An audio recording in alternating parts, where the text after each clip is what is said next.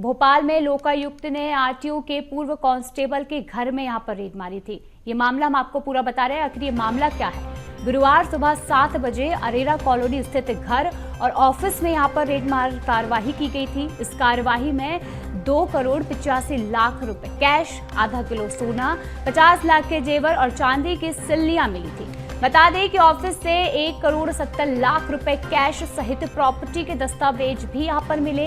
परिवहन विभाग में आरक्षक सौरभ शर्मा ने 1 साल पहले बीआरएस लिया था। अब आपको बता दें, परिवहन विभाग की बड़ी कार्यवाही ये सामने नजर आ रही है। जिस तरीके से यहाँ पर ये कार्यवाही की गई है और इसके साथ ही ये कार्यवाही में सौरभ शर्मा के खिलाफ लगातार शिकायत मिल रही थी, जिसके बाद ये कार्यवाही की गई है। आपको बता दें, सौरभ शर्मा को पिता की जगह अनुकंपा नौकरी मिली थी।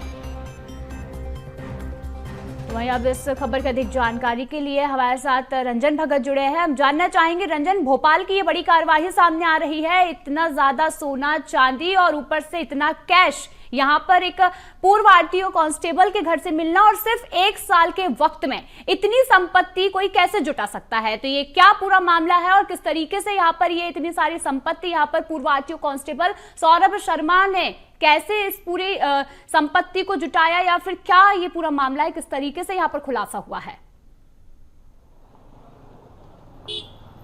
जी बिल्कुल, देखिए अगर हम बात करें तो पूर्व आरटीओ आरक्षक जो है सौरभ शर्मा, उसके घर पर लोकायुक्त की टीम ने जो है लगभग 17 घंटे से अधिक जो है वो कार्रवाई की। मैं इस समय मौजूद हूँ उसी घर के पास जहां पर लोकायुक्त की टीम पहुंची थी और लगातार जो है वो कार्रवाई की जा रही थी। आप देखेंगे तो अरेरा कॉलोनी का यही वो घर है सौरभ शर्मा का, जहां पर जो है लोकायुक्त की टीम जब पहुंचती है तो कई सारे दस्तावेज जो है वो खंगाले जाते हैं और पता चलता है कि सौरभ शर्मा जो है पिछले कुछ सालों में जो है कई सारी प्रॉपर्टी जो है वो बना लेते हैं। कहीं ना कहीं अपने आप में एक सवाल उठाता है कि एक आरटीओ आरक्षक जो है वो इतनी बड़ी संपत्ति कैसे बना सकता है। और जब लोकायुक्त की टीम छापेमारी करने पहुंची थी तो 2 करोड़ से अधिक का कैश और साथ ही साथ यहाँ पर जो है 50 किलो से अधिक जो है वो चांदी बरामद की गई थी। लेकिन जिस तरीके से नित्य नए खुलासे हो रहे हैं तो आज एक अपडेट इसमें सामने आया है कि इसी घर के नीचे जो टाइल्स लगी हुई है और उस टाइल्स में जो है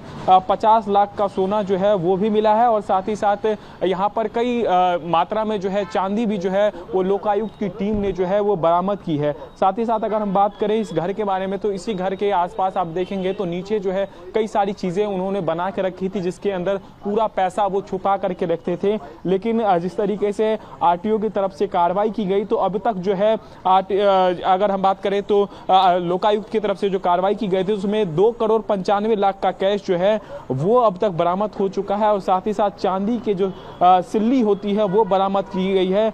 10 किलो से अधिक के जो है वो जेवरात बरामद किए गए हैं और लगातार जो है 50 लाख से अधिक का जो है सोना वो बरामद करने का काम किया गया है। तो सीधे तौर पर कह सकते हैं लोकायुक्त की टीम जो है लगातार अभी भी जो है वो छानबीन कर रही है। कई सारे दस्तावेज जो है इस घर में ऐसे पाए गए जो कि लीगल नहीं थे। केवल भोपाल में नहीं बल्कि सौरभ शर्मा ने भोपाल के अलावा कई जगहों पर जो है प्रॉपर्टी खरीद के रखी थी। करोड़ों की प्रॉपर्टी जो थी इनके पास है, लेकिन 2 से 4 साल की नौकरी में एक आरटीओ का आरक्षक इतना पैसा कैसे ला सकता है? इन तमाम सारे पहलुओं पर जांच हो रही है, क्योंकि हवाला का भी पैसा जो है ये अब बताया जा रहा है और साथ ही साथ ये जो सौरभ शर्मा है इसका कनेक्शन जो है कई बड़े बिल्डरों के साथ रहा है।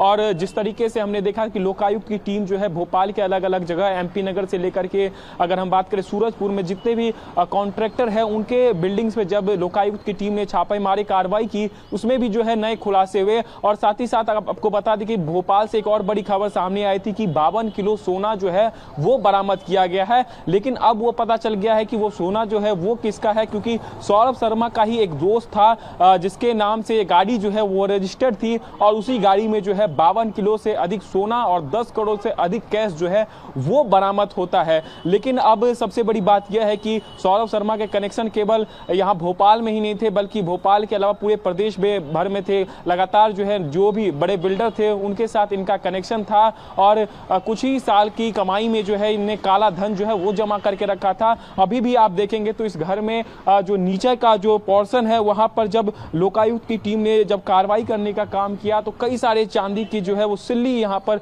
मिली। इसके बाद से आप देखेंगे तो काफ़ी पॉज इलाके में ये घर है और घर के अंदर जो है कई बड़े महंगे सामान जो है वो यहाँ पर आपको देखने को मिल सकते हैं। हालांकि अभी जो है किसी को अंदर जाने का परमिशन जो है वो नहीं दिया गया है, लेकिन आप इसी घर में जो है पूरी कार्रवाई की गई जिसमें कि महंगी वस्तु जो है वो खरीद कर रखा था सौरभ शर्मा ने। और भोपाल के अलावा कई जगहों पर जो है इसी तरीके की बिल्डिंग जो है उन्होंने बना के रखी है। और लोकायुक्त की तरफ से जिस तरीके से नित्य नए खुलासे किए जा रहे हैं, कई बार जो हम देख रहे हैं कि अब सोने की गाड़ी भरी मिल रही है, साथ ही साथ कैश भी मिल रहा है। तो ऐसे में कह सकते हैं एक बड़ा गिरोह जो है इसके पीछे भी काम कर रहा है। और केवल सौरभ शर्मा ही नहीं बल्कि इसके पीछे जो है कई बड़े कॉन्ट्रैक्टर जो है वो भी शामिल है, क्योंकि एक बड़ा गिरोह जो है इसके पीछे काम कर रहा है। सौरभ शर्मा और उसके जो दोस्त थे वो भोपाल, ग्वालियर और अलग अलग स्थानों पर जो है वो कैश इकट्ठा करके रखे हुए हैं। और अब जो है लोकायुक्त की टीम अलग अलग जगह पर जाकर के छापेमारी भी कर रही है और इस छापेमारी के दौरान जो है नित्य नए जो है वो खुलासे भी हो रहे हैं। जी